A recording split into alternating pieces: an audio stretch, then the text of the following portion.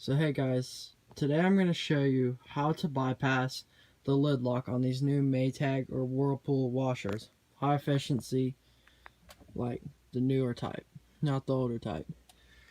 So with these newer types of washers, the lid lock engages and it doesn't let you reopen the lid once the cycle starts, and it won't unlock the lid until the cycle ends.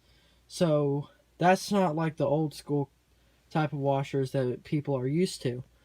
So what I've done is I've created a way to bypass this, and it's a really simple way too. There's nothing that you need to do, no knowledge at all. So really easy, do it yourself.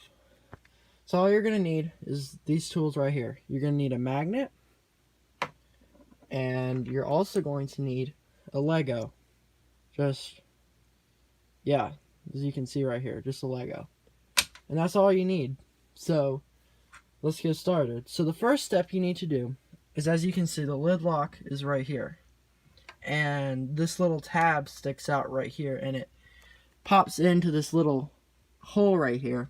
And that makes it where you can't open the lid.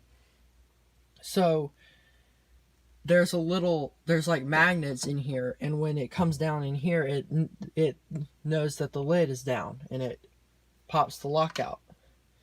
So what we're gonna do is we're gonna make the lid lock think that the lid is down. So here's what we do. You slip our Lego piece right in there. That's all you do. Then you take your magnet right here, your magnet. You slip it right over the top, right there. And that's all you need to do. And then we come up on our control panel right here. We turn it on. You can pick any cycle you want. So we'll just go to normal. Any settings, yeah. So we just hit the start button. And the load is sensing. So we have bypassed the lid lock. So just with this simple trick right here that I made, this washer can run with the lid open, like we always known.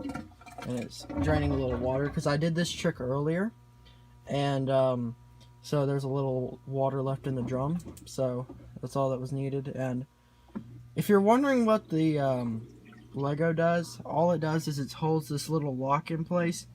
Because if you don't put the Lego there, then it also knows that the the lid is not down if you don't put the Lego there. So very important to put that there. So I'm just gonna show it adding some water.